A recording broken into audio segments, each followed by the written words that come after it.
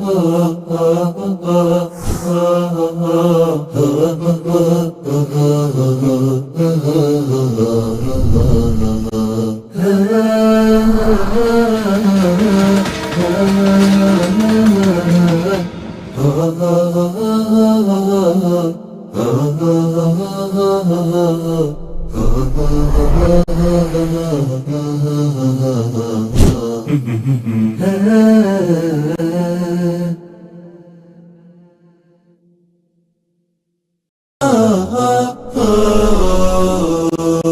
زلت في دفاتري قصيدة، وفي ظلال أعيني كشمعة جديدة، وفي ظلال أعيني كشمعة جديدة. ما زلت مثل وردة الربيع وحيدة. إريتريا يا جارة البحر ويا منارة الجنوب، إريتريا يا درة البحر ويا منارة الجنوب. بسم الله الرحمن الرحيم. الحمد لله رب العالمين، وصلى الله وسلم وبارك على نبينا محمد وعلى آله وصحبه أجمعين. أيها الإخوة الأكارم في كل مكان، السلام عليكم ورحمة الله وبركاته. في هذا الزمان الذي ذل فيه أهل الإسلام، يؤسفني أن أقول مثل هذا الكلام ولكن هو هذا الواقع. في هذا الزمان الذي ذل فيه أهل الإسلام وتسلط عليهم شرذمة البشر، إذا عدنا قليلا إلى العهد السابق، التاريخ الإسلامي الناصع بمختلف توجهاته، كنا نرى أن عزة أهل الإسلام ترفرف في كل مكان.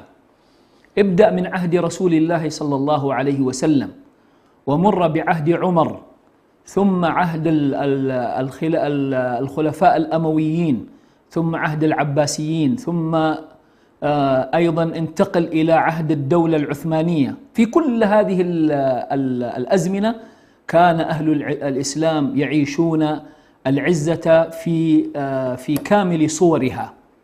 كان يقول أمير المؤمنين عمر بن الخطاب رضي الله تعالى عنه كلمة تكتب بماء العيون، كلمة ناصعة. قال رضي الله عنه: كنا عربا أذلاء فأعزنا الله بالإسلام، ومهما ابتغينا العزة في غيره أذلنا الله. وهو هذا الواقع الذي نلامسه الآن. حينما كانوا يبتغون عزتهم من الإسلام، وكانوا يبتغون عزتهم من القرآن، وكانوا يبتغون عزتهم في سنة رسول الله صلى الله عليه وسلم، أعزهم الله جل وعلا. ولما أتينا في هذا العصر وابتغينا العزة في غير هذا المنبع الأصيل، أصبح يتطاول علينا شرذمة البشر. أصبحوا يرون يفعلون الأفاعيل حتى يغيظوننا، وهم يعلمون تمام العلم أننا لا نستطيع أن نقاومهم بأي وسيلة من الوسائل إلا الوسائل المتاحة التي هي أضعف الإيمان. انظر في هذا الزمان، أصبح ضعفاء البشر أصبحوا يحرقون مصاحفنا، يتطاولون على رسولنا صلى الله عليه وسلم، يتطاولون على مبادئنا، يتطاولون على قيمنا ومبادئنا في كل مكان.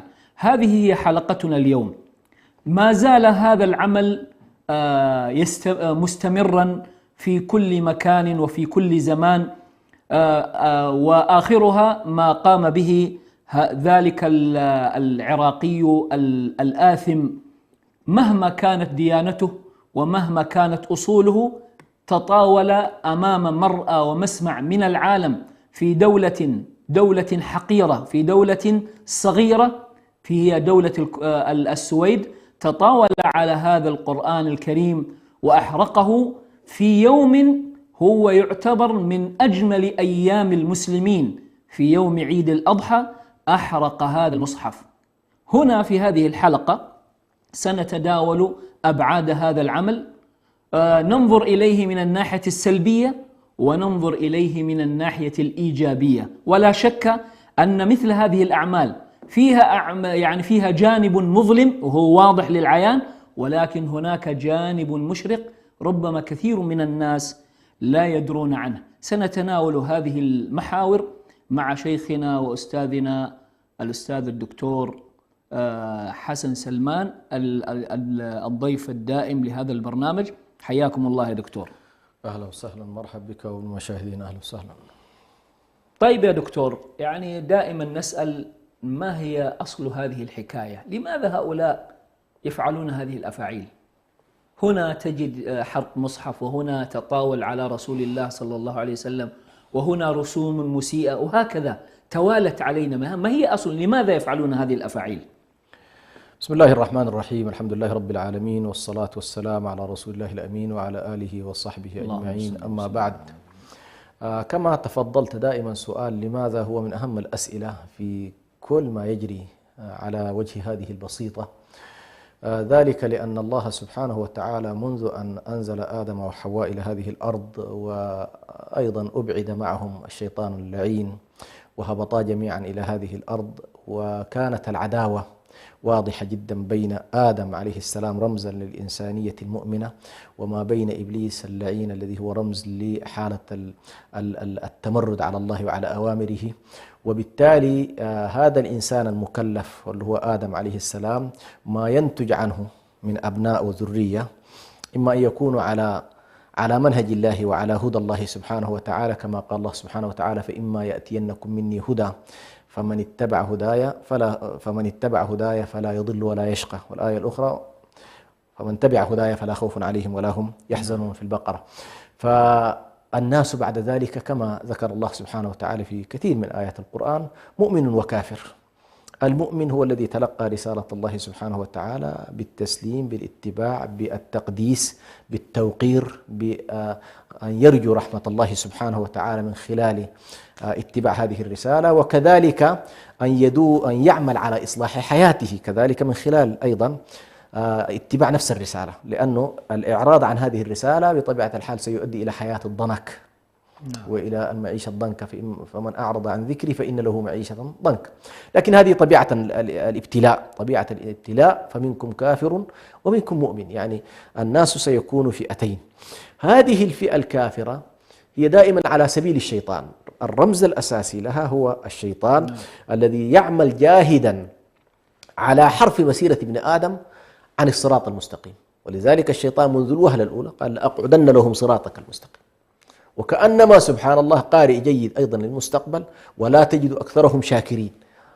فهذه الصورة بالنسبة له كانت واضحة. إذن الجذور الحقيقية لكل ما نراه، يعني مظاهر مسألة حرق مصحف، الإساءة إلى النبي صلى الله عليه وسلم، كاريكاتير، غيرها، هذه مظاهر. جميل. هذه مظهر لشيء في النفوس. ما هو هذا الشيء الذي في النفوس؟ هو الكفر بالله سبحانه وتعالى، الكفر بآيات الله، الكفر برسالة الله، الكفر بالقيم التي جاء بها الأنبياء عبر التاريخ، وهي قيم الإيمان، قيم العمل الصالح، قيم الحق، قيم الخير، قيم الجمال، قيم الفضيلة. هذه القيم يرونها هؤلاء بأنها قيم بالنسبة لهم تكبلهم وتقيدهم، وتقف أمام شهوانيتهم، وتقف أمام سيرهم نحو الهاوية والعياذ بالله. فلذلك الدافع الحقيقي هو هذا الموضوع. لذلك الله سبحانه وتعالى وهو يقول: والله أعلم بأعدائكم، يخبرنا في هذا القرآن الكريم أن هذه الرسالة من الذين يعادونها.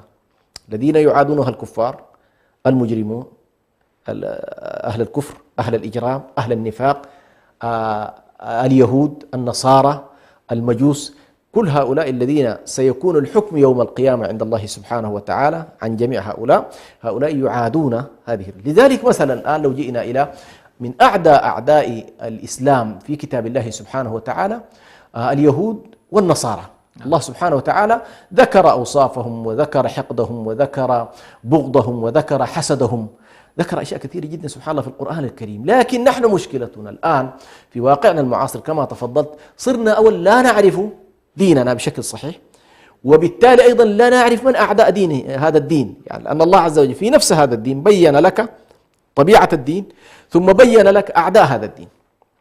صحيح الشيطان رمز أساسي لكل الذين سيضلون على هذا، لكن هنالك طوائف اتبعت هذا الشيطان، اتبعت إبليس وخرجت عن منهج الرحمن جل جلاله. ولذلك الله سبحانه وتعالى يقول ولن ترضى عنك اليهود ولا النصارى حتى تتبع ملتهم. ويقول الله سبحانه ولا يزالون يقاتلونكم حتى يردوكم عن دينكم إن استطاعوا.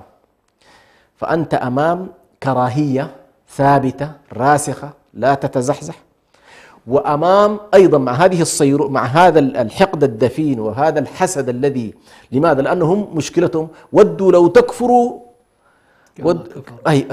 كما كفروا، فهم يريدون منا أن نكفر.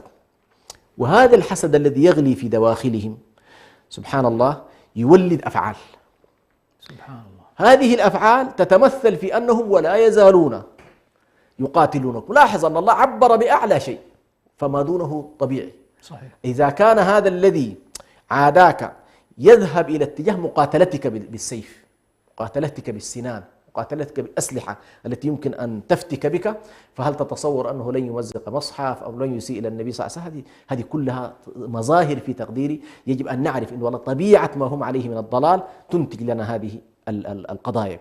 أولا هذه مسألة مهمة جدا من حيث التأصيل في أنه نحن خلفية هذه الأحداث، طبيعة هذه القضايا، ولذلك ستجد أن والله التاريخ كله مليء بشكل عام في هذا الجانب.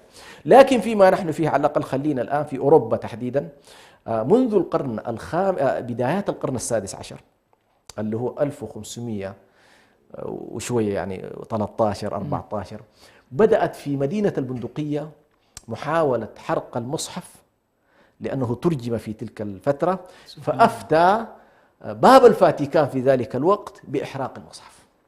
عجيب. ثم بعدها ب30 سنة كانت هنالك ترجمة كذلك ترجمها أحد الأوروبيين للقرآن الكريم باللغة في سويسرا تحديدا. نعم. فترجم أيضا صودرت كل هذه النسخ وتم إحراقها، كل ذلك في القرن القرن السادس عشر. سبحان الله. بعدها طبعا جاءت قضية الحملات والاستعمار والتبشير وهذه القصص الكثيرة جدا التي اجتاحت العالم الإسلامي، ووقتها على الأقل كانت للأمة خلافة وكان لها إمام، وكان يمكن أن يعني أحيانا كان الإمام الخليفة هنا في أستانا في إسطنبول مثلا لما يرسل خطاب ويلوح بالتهديد كان الكل يحاول أن يوقف، يعني يوقف تمثيليات، وهذه قديمة أيضا هذه المسائل. صحيح. كان يوقف التمثيليات، كان يوقف الاعتداءات، ويستدعي السفير مثلا الفرنسي ويعطيه رسالة، فكانوا يتوقفون. لكن الآن طبعا الوضع زي ما أنت عارف حصل فيه اختلاف كبير جدا. إذن نحن منذ القرن السادس في واقعنا العصور الآن الوسيطة تقريبا والقريبة وليست البعيدة، هؤلاء هذه طريقتهم، لا يحتملون أبدا هذا الحق الذي يسري، وهم يدركون قوة هذا الكتاب وما فيه من حقائق الإيمان وما فيه من حقائق العلم وما فيه من حقائق الأخلاق وما فيه كذلك من بينات. هم يدركون أن البينات التي في هذا الكتاب تكشف كثيرا من زيفهم. لماذا؟ لأن الله سبحانه وتعالى جعل هذا القرآن مهيمن على ما سبق ومصدق له، فهو مصدق للحقائق الصحيحة في الكتب السابقة، وهو في نفس الوقت مصحح ومقوم وموجه لكل حالات الانحراف التي يمكن أن تكون. وبالتالي نلاحظ الآن أيضا امتدت الحالة طبعا في فترة من الفترات تحت حجة إنه والله الديمقراطية والرأي الآخر واحترام التعددية واحترام كذا، حاولت أوروبا أن تظهر بأنها ليست عدوة للأديان الأخرى وخاصة الإسلام. لكن سبحان الله مع تمدد المسلمين في أوروبا وظهور أعداد، وهذه إشكالية لا بد أن نستوعبها، وهو أن الجاهلية بطبيعتها تحتملنا ونحن ضعاف. مجرد أن تشعر بأننا صرنا رقما فالشعار لنخرجنكم من أرضنا أو لتعودن في ملتنا. هذه لا يمكن أن تتبدل، هذه القاعدة عبر التاريخ، هذه قاعدتهم. أخرجوا آل لوط من قريتكم إنهم أناس يتطهرون. العفة مرفوضة، الاعتقاد السليم مرفوض. البديل إن والله إما أن تعودوا إما أن تخرجوا. فواهم جدا من يتصور بأن الديمقراطية الغربية، بأن الإنسان الغربي يحتمل الآراء الأخرى، يحتمل الثقافات الأخرى، يحتمل التعديل. نلاحظ على كل حصل خلال الفترة الماضية في الدنمارك حصلت مشكلات، في السويد حصلت مشكلات، في هولندا حصلت مشكلات، في فرنسا حصلت مشكلات، وكل ذلك للأسف الشديد لاحظ لا تكاد تجد اعتداء على أي دين آخر. يعني لو تسمع مثلا وضع اعتداء على الهندوسية، لا تجد اعتداء على السيخ، لا تجد اعتداء على اليهود، لا تجد. الإشكال كله هو لماذا الإسلام تحديدا؟ لماذا الإسلام تحديدا؟ هذا هو السؤال حقيقة الذي ينبغي أن تتجه إليه الأنظار. على كل، أصل الحكاية الآن هو أن هؤلاء عادوا الإسلام ويدركون أن هذه الرسالة الخاتمة، الرسالة الأخيرة، هي المهدد الحقيقي لما هم عليه. لا زالت تحتفظ بالفطرة الإيمانية، لا زالت تحتفظ بالفضيلة، لا زالت تحتفظ بقيم الخير، العمل الصالح، الإيمان بالله والعمل الصالح، لا زالت تواجه الانحراف الذي تعيشه الحضارة الغربية وحالة المادية الطاغية، لا زالت تحتفظ بالإيمان والأخلاق في مقابل المادية والتشتت، لا زالت تحتفظ بالأسرة في مقابل التشتت الأسري، لا زالت تحتفظ بالعفة في مقابل الشذوذ التي تعانيه الحضارة الغربية، لا زالت تحتفظ بتمدد طبيعي وهي ضعيفة. تصور انت، يعني ليست هنالك الان دوله نستطيع ان نقول حاميه الاسلام والمسلمين. انت تعرف الان الواقع الاسلام للاسف الشديد واقع ضعيف جدا، فانت ليست لك دوله مركزيه تستطيع ان تواجه هذه الدول وتهددهم تهديدا حقيقيا، هذا غير موجود. فاذا باختصار هم يرون بان رده الفعل الرسميه تحديدا لن تكون كبيره، وبالنسبه لردات الفعل الشعبيه في تقديرهم ستكون قادرة، حتى حكوماتنا ربما تعمل على احتواء. طيب هو السؤال الآن يا شيخنا، ما الذي تغير حتى يتطاول علينا هؤلاء الشرذمة الآن؟ بينما قديما، يعني إذا نظرنا إلى حادثة واحدة، حادثة المرأة التي كانت في عمورية، نعم. وتطاول عليها ذلك الروماني، المعتصم جيش جيشا لأجل امرأة واحدة. لذلك يقول عمر أبو ريشة، يقول: رب ومعتصماه انطلقت ملء أفواه الصبايا اليتمي، لامست أسماعهم لكنها لم تلامس نخوة المعتصم. فما الذي تغير حتى ننظر إلى هذه المظاهر؟ يعني يدنس القرآن ويتطاول على رسول الإسلام صلى الله عليه وسلم، وهناك في هذا حدث وهذا حدث. ما الذي تغير حتى نصبح في هذا الذي تغير باختصار شديد جدا أن حضارة الحق فقدت القوة. نعم. يعني نحن الله سبحانه وتعالى يقول: لقد أرسلنا رسلنا بالبينات وأنزلنا معهم الكتاب والميزان ليقوم الناس بالقسط وأنزلنا الحديد. نعم. فشيخ الإسلام ابن تيمية عليه رحمة الله يتحدث عن أن هذا الدين يحتاج إلى الكتاب الهادي والحديد الناصر. جميل. حاليا نحن صحيح هنالك قرآن محفوظ بفضل الله سبحانه وتعالى، هنالك دعاة إلى الله عز وجل، هنالك حركة دعوية تنتشر، هنالك كما ذكرنا حالة انتشار طبيعي بقوة الحق فقط، غير أن يكون هذا الحق محمي. فما فقدناه باختصار، ليس هنالك من يقول لهؤلاء السفهاء وهؤلاء المتمردون وهؤلاء الذين يسيئون إلى الأمة من يوقفهم عند حدهم بقوة. نعم صحيح. ومن أمن العقوبة كما يقال أساء الأدب.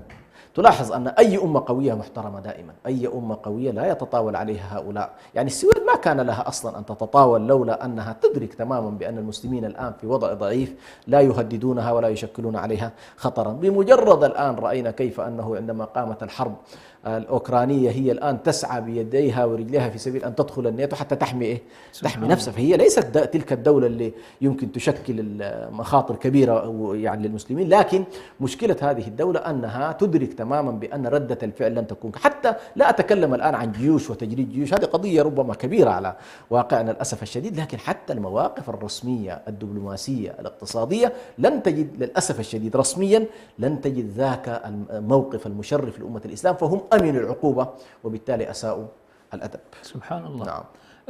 وحديث رسول الله صلى الله عليه وسلم في نزع المهابة نعم تتداعى من قلوب هؤلاء. من قديما نعم. مهابة أهل الإسلام كانت في قلوب هؤلاء، كانوا نعم. يسمعون باسم عمر بن الخطاب رضي الله عنه، كان كسرى يرتعد فرقا وهو على عرشه. صحيح.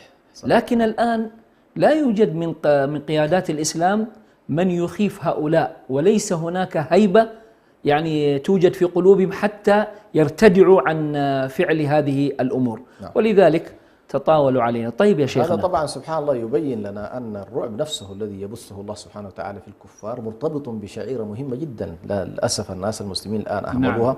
نعم. وهي شعيرة الجهاد في سبيل الله سبحانه وتعالى. هذه الشعيرة متى ما وجدت قذف الرعب. صحيح. متى ما تراجعت أو خفتت أو انعدمت خلاص. النبي صلى الله عليه وسلم علل أيضا في أن لماذا يقيب ذلك. قال حب الدنيا وكراهية الموت. طبعا الجهاد يحارب هاتين الصفتين، يحارب فيك حب الدنيا والذوبان فيها والسعي لأجلها وحب السلطة وحب الجاه، هذا البقاء للأسف الشديد، وكذلك كراهية الموت. كثير من الناس يريد السلامة، لا يريد أن يبذل، لا يريد أن يعطي، والدين كله يقوم على العطاء، يقوم على البذل، يقوم على فكرة الاستشهاد وتقديم. والله الشيك كما يقولون الشيك كله شيك مؤخر، يعني أنت لا تطلب شيئا في هذه الدنيا. طيب نريد أن نشاهد الآن ردة فعل التي يعني صارت من جراء هذه الأفاعيل من قبل المسلمين.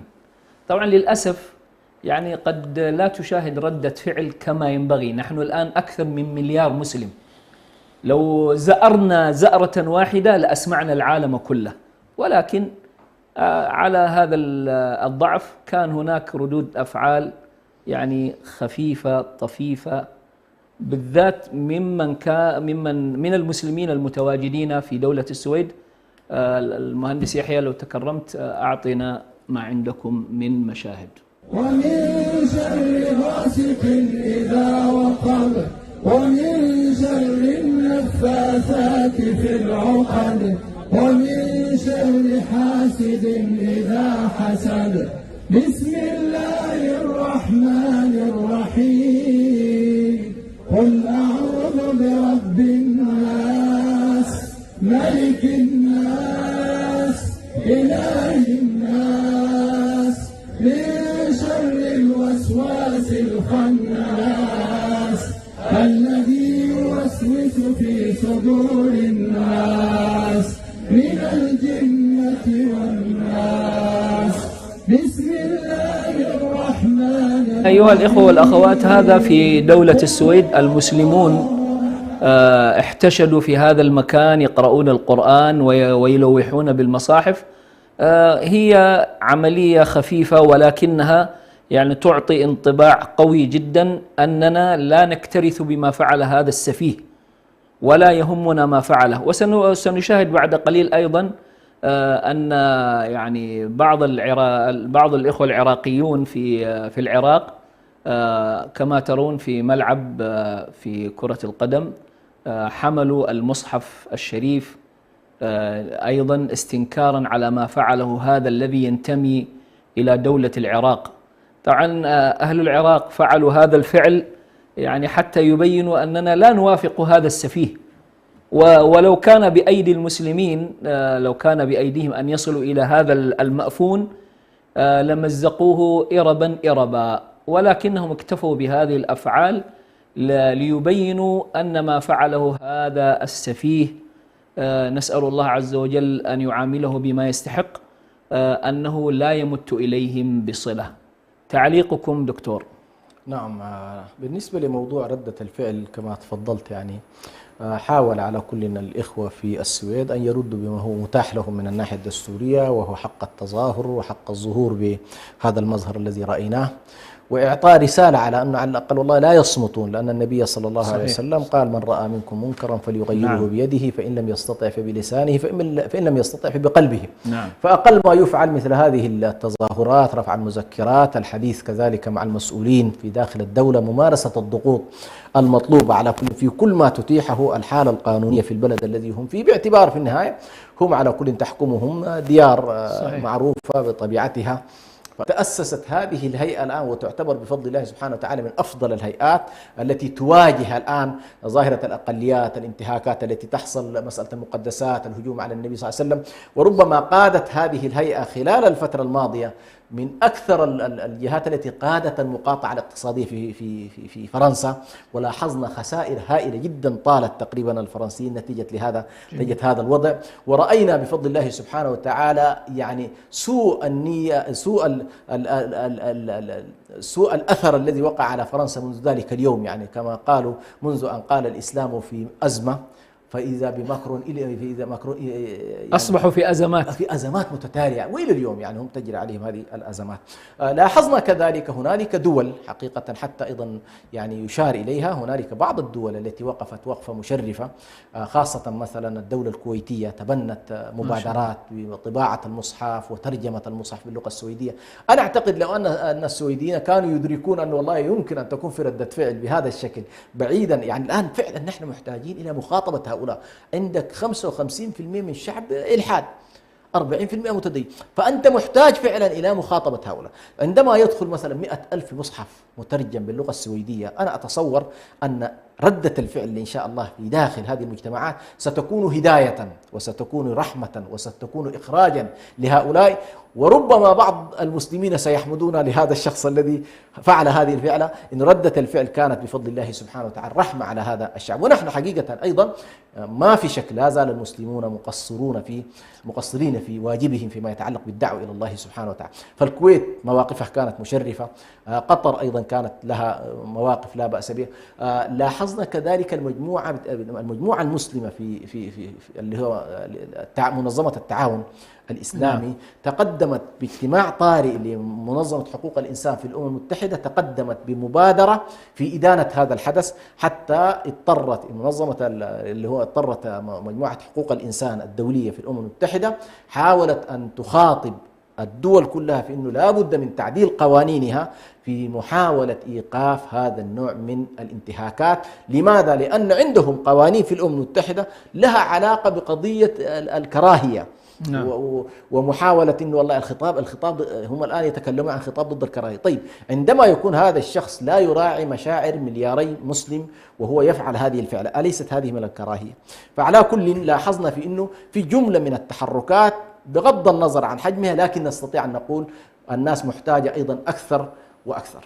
طيب نحن الآن التبريرات التي وجدناها بالنسبة لهذه الأحداث الأخيرة بالذات يقولون هي تحت مظلة الحريات المتاحة في الدول الأوروبية.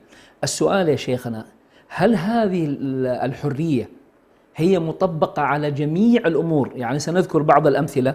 هل إذا أحرق علم السويد يتاح ذلك؟ هل إذا أحرق علم إسرائيل؟ هل إذا أحرق علم ما يسمونهم بالمثليين ويعني هوجموا، هل الأمور هذه ستكون متاحة تحت مظلة الحريات؟ وما هي الحرية التي يزعمونها؟ نريد الحديث في هذا لأنه في غاية الأهمية. إن كان يطبق على جميع الأمور فنحن يعني أمام أمر واقع. نعم. ولكن ما هو الحدث الحقيقي بالنسبة لهذا الأمر؟ أحسنت. هو قبل أن نصل إلى النتيجة في أنه والله ما هو الواقع الحقيقي، لا بد أن نشير أولا من ناحية الوضع القانوني عموما في كل التشريعات. هنالك حريات وهنالك حرمات وهنالك واجبات. جميل. وهنالك حدود. هذه رباعية، يعني لا يوجد في الدنيا شيء اسمه حرية بلا حدود، ولا يوجد شيء اسمه حرية بلا حرمات. جميل. ولا يوجد شيء اسمه حرية بلا واجبات. فأنت عندما تمارس حريتك لا بد أن تتصور هل والله هذه الحرية لها حدود وضوابط أم أنها منفلتة؟ لأن اللحظة التي تتحول الحرية دون حرمات ودون ضوابط ودون حدود معنى ذلك تحولت إلى فوضى، والفوضى مدانة بغض النظر عنه. طيب الأمم المتحدة نفسها تعتبر أن الحريات لها حدود، من ضمنها عدم الاعتداء على الأديان، لأن الاعتداء على الأديان سيؤدي إلى الكراهية. جميل. وأنت تحارب الكراهية من خلال تشريعاتك في الأمم المتحدة. إذن من ناحية فلسفية، بعيدا الآن عن ناحية شرعية، من ناحية فلسفية كل الدنيا عندما أنا أتكلم عن حرية تلقائيا تثبت الحرية في الدستور وتثبت قيودها في القوانين. جميل. فما في شيء اسمه حرية مطلقة إلى ما لا نهاية. بهذا الشكل السويد نفسها الآن لو ذهبت لتخرج ضد المثليين وتحرق علمهم أنت مجرم. سبحان الله. ليس بحكم الدستور، بحكم القوانين. سبحان الله. حكم القوانين. طيب الدستور أتاح لك حرية، لكن منعتك إيه؟ الدولة بحكم قانون. ما الذي يجعل والله هذه الحرية متاحة بلا قيد ولا شرط عندما يتم الاعتداء على الإسلام وعلى نبي الإسلام وعلى القرآن الكريم وعلى حرمات المسلمين؟ يقبى هذه حرية بلا حدود. وعندما تكون والله هنالك قضايا لا علاقة لها أصلا بالمقدسات بقدر ما هي خروج عن الفطرة، يعني قضية المثلية مثلا قبل 100 سنة كان يحكم عليها حتى في أوروبا بالإعدام. سبحان الله. وتطورت إلى أن وصلت 20 سنة 30 سنة من العقوبات، إلى أن وصلت غرامة مالية، ثم الآن صارت متاحة، ثم صار يجرم من يقول من كان على العهد، من كان سلفيا، يعني من رجع إلى السلفية التاريخية. لا، فهذه الإشكالية التي تواجه. فأنت الآن لو تكلمت عن التشكيك في المحرقة اليهودي، الهولوكوست، مشكلة، تعرض نفسك للقانون. لو تكلمت عن إنه والله اليهود وما اليهود مباشرة يقول أنت ضد السامية، طيب والله هنالك مجموعة محمية بحكم القانون دوليا، وإنه من يتكلم عنها، طيب ولماذا يكون هنالك ديانة؟ يعني هذه المجموعة أنت تتكلم عنها السامية، ما السامية ما يصل 30 مليون في العالم، بينما عندك 2 مليار، هؤلاء لا، غير محميين. سبحان الله. ليس هذا مما يعد في القضية. فكما تفضلت هنالك ازدواجية معايير واضحة. فرنسا التي مثلا الآن تتكلم عن أنها والله دولة علمانية لا علاقة لها بكذا، تلاحظ بأنها حيثما وجدت مجموعة مسيحية تابعة للمذهب الكاثوليكي مثلا، ويتعاطفون معها ويتحركون، والدبلوماسية تتحرك وهكذا.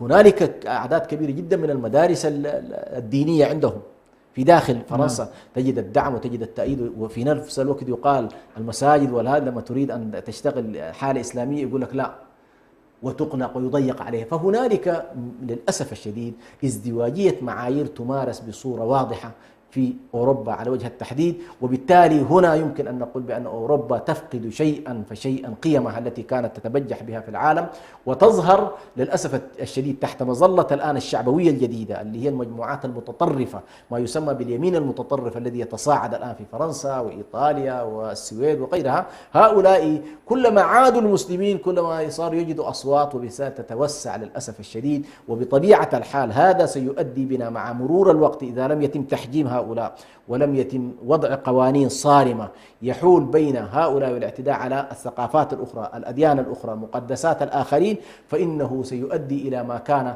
يتكلم عنه الفيلسوف الأمريكي هندكتون، اللي هو صدام الحضارات. أنت ستصل شئت أم أبيت إلى أن والله، وهم الآن يخافون حقيقة، يعني موضوع الحضارات وصدامها يخشونه كل الخشية. طيب إذا كنت تخشى أن تكون هنالك حروب حضارية، إذا يجب أن توقف أسباب هذه الأشياء من خلال التطاول على الآخرين، إلا إذا اعتبرت أنه والله حضارتك هي فقط الحضارة التي يجب أن تسود البشرية، والحضارات الأخرى كلها لا اعتبار لها.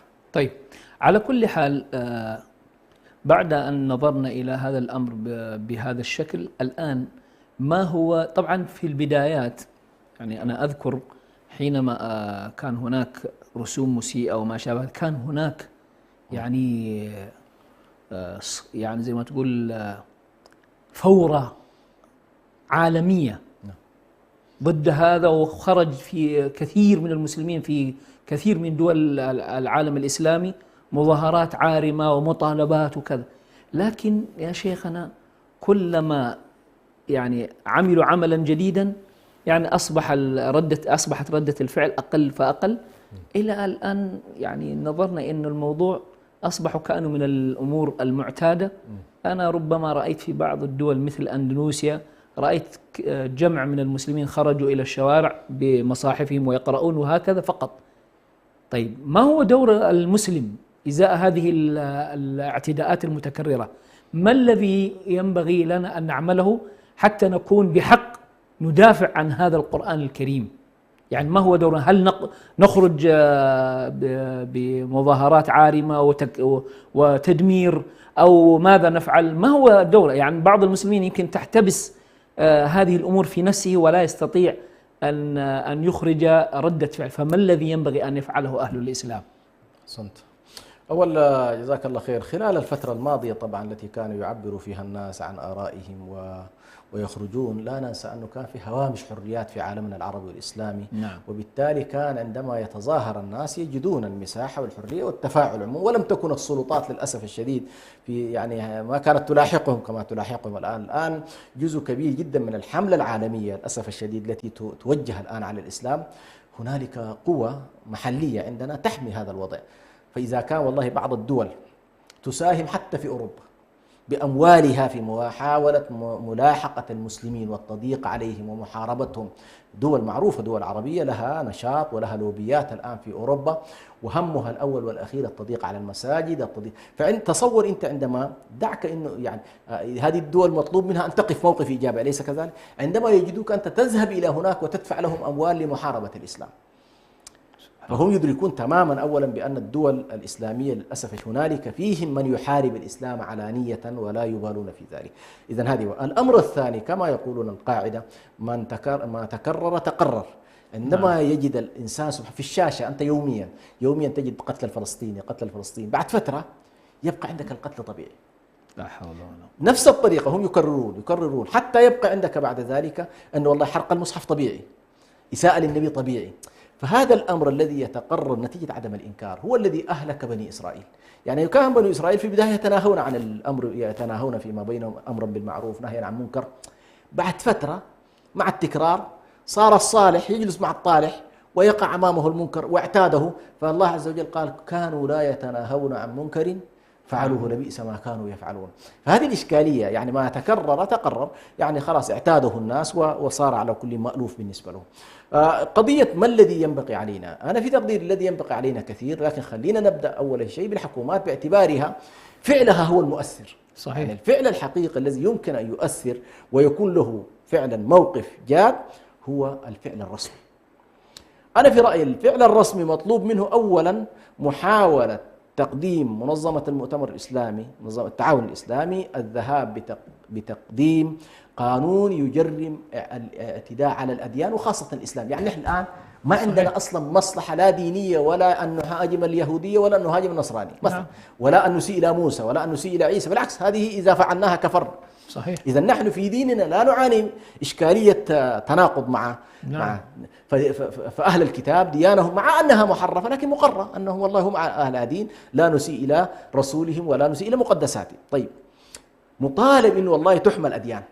هذه القضية ما يستطيع أن يتقدم بها إلى الدول. صحيح. أنا أعتقد مجموعة الدول الإسلامية كم 50 دولة لو اتفقت على تقديم قانون يجرم الاعتداء على الإسلام بصورة واضحة، نحن خلاص دول إسلامية وصار يعتدى علينا، إما يقدمونه بشكل عام اعتداء على الأديان مطلقا، وهذا قد يكون أكثر مقبولية. صحيح. وإن والله كثير من الناس ينظرون إلى أن الاعتداء على الأديان سيسبب مشكلات وصراع حضارات وما فيقفون معه، ومن ضمنها تلقائيا سيحمى إن شاء الله موضوع. هذا أول جانب أراه مهم جدا من الناحية القانونية حتى يحصل حالة من إعطاء صبغة دولية لمواقفنا.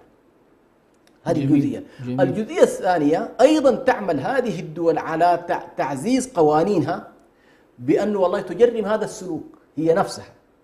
إذا جرمت هذا السلوك فإنها تحاول أيضا من يفعل هذا في كل دولنا الإسلامية سيكون ملاحق. جميل. يكون مطلوب. يعني أنا لما أشعر بأنه والله سيحرم علي الدخول إلى 50 دولة في العالم، معناها أنا حأكون معزول. فهذا السفيه الذي مثلا يذهب إلى السويد ليحرق، لو أدرك أنه والله في أي دولة عربية إسلامية سيتم ملاحقته والحكم عليه من خلال المواد القانونية الموجودة في هذه البلدان لن يجرؤ. وبالتالي هذه مسألة مهمة جدا تطال الشخص. النقطة الثالثة، الدولة كذلك التي تسمح بهذا النوع من الأفعال لا بد من سلوك دبلوماسي واضح. أنا متأكد في نفس اليوم الذي حصل هذا الهجوم على المصحف أو على النبي صلى الله عليه وسلم 50 دولة استدعت سفير السويد وأبلغوه رسالة واضحة أن هذا الفعل إذا لم يوقف وإذا تكرر فإن علاقة دولة السويد مع الدول الإسلامية ستكون في خطر. لن تجرؤ الدول تراعي مصالحها، يعني ما تسمع هذه الحريات إذا تعارضت مع مصالح الدولة القومية توقف. ما بالك شخص جاي من دولة أخرى، جاي من الدنمارك ولا جاي من هولندا ليمارس مثلا، منع في بلده فيمارس الإجرام في بلد آخر. فالدولة يمكن أن تمنع، وخصوصا عندما لا يكون مواطنا أصليا قد تمنعه بها. فللأسف هنالك مثلا بعض الشركات أشار إليها بعض الباحثين، شركتين فقط من الشركات السويدية لو تم مقاطعتها وتم تقريبا رسميا في العالم الإسلامي مقاطعة هذه، ربما السويد اليوم الثاني تقول نعتذر. ذكروا أن بعض هذه الشركات قدمت اعتذار رسمي للمسلمين وأنها نعم أن هذا الأمر لا يمت إليها بصلة. أحسنت. نعم. هذه جيد، يعني هذا النوع من التفاعل، لكن نحن نريد أن يمارس هذا الوضع على الدولة كدولة. صحيح. لا بد الدولة صحيح. أن تشعر بأن مصالحها في البلاد الأخرى مهددة. يعني كيف تريد والله أنا أتفاعل معك تجاريا وأتفاعل معك دبلوماسيا وأنت تسيء إلي كل صباح ومساء؟ والدبلوماسية قائمة أصلا فكرتها على الاحترام المتبادل. جميل. مش كده؟ تحترمني أحترمك، تراعي مصالحي أراعي مصالحك، لا تحترمني لا أحترمك. هذه الفكرة اللي أصلا الآن قائمة عليها الدبلوماسية في العالم. فأنا في رأيي هذه من القضايا المهمة جدا في أنه يكون هنالك أيضا إجراءات تتعلق بجانب الدبلوماسي. أيضا الشعوب عندها الإمكانية في حالة العجز الحكومي، الآن نلاحظ هنالك عجز حكومي، هنالك الآن الحملات التي تقودها عدد من المنظمات ومنها هيئة نصرة النبي صلى الله عليه وسلم، كما حصلت مقاطعة للعديد من البضائع مثلا الفرنسية وأثرت، لا تسمع يعني أثرت نعم. تأثير كبير صحيح. جدا. السويد أنا في رأيي أيضا إذا شنت عليها حملة من هذا النوع فإن ذلك بطبيعة الحال سيكون محل أيضا إشكال. وهنالك طبعا قضايا أخرى يمكن إن شاء الله يقوم بها نعم. آخرون، لكن هذه يمكن بعض الأشياء اللي في رأيي مهمة جدا لابد أن نقوم بها حتى نستطيع أن نحاصر هذه الظواهر. هنالك نقطة أخيرة جدا وهو رد الفعل الحقيقي الذي سيكون له بإذن الله سبحانه وتعالى. المردود الفعلي هو تشبث المسلمين بدينهم والرجوع إليه. يعني لا يوجد أنا في تقدير عقوبة حقيقية لأمثال هؤلاء مثل التمسك بالإسلام. هم رأوا أن هنالك ملياري مسلم كثير منهم لا يعنيهم الإسلام ولا يعنيهم القرآن ولا يعنيهم النبي صلى الله عليه وسلم ولا يعنيه أزواج النبي صلى الله عليه وسلم. لكن تصور لو أنهم والله نحن خلاص هذا المصحف يحرق، نحن سنعمل على رد الفعل، إنه كل أطفالنا أطفال المسلمين نعمل على تحفيظهم كتاب الله سبحانه وتعالى. نعم. فردة الفعل الإيجابية أنا في تقديري هذا جانب صحيح. يمكن إن شاء الله يكون له فائدة. في نهاية المطاف أيها الإخوة في الله، الجانب المشرق في هذه الأعمال التي يقوم بها هؤلاء هم ربما يعتقدون أن مثل هذه الأعمال ستكون سببا في إبعاد الناس عن هذا الدين، ولكن نبشركم أن ما من حدث يحدث في مثل هذه الدول إلا وتجد عدد من هؤلاء الكفار إلا وتجدهم يدخلون في هذا الدين، لأنهم يتساءلون لماذا هذا التكالب على هذا الدين، لماذا يستقصدون هذا القرآن، فيتساءلون ويكون نتيجة ذلك أن يدخل عدد منهم قل أو كثر إلى هذا الدين. يعني لن تجد نتيجة لهذا الفعل أناس يرتدون من هذا الدين، بل تجد من صفوفهم من ينتمي إلى هذا الدين، وسيدخل هذا الدين في كل بيت بعز عزيز أو بذل ذليل، عزا يعز الله به الإسلام وأهله، وذلا يذل به الشرك وأهله، يريدون ليطفئوا نور الله بأفواههم والله متم نوره ولو كره الكافرون. نستودعكم الله على أمل اللقاء بكم في الأسبوع القادم في مثل هذا الوقت، والسلام عليكم ورحمة الله وبركاته. إريتريا يا جارة البحر ويا منارة الجنوب إريتريا يا درة البحر ويا منارة الجنوب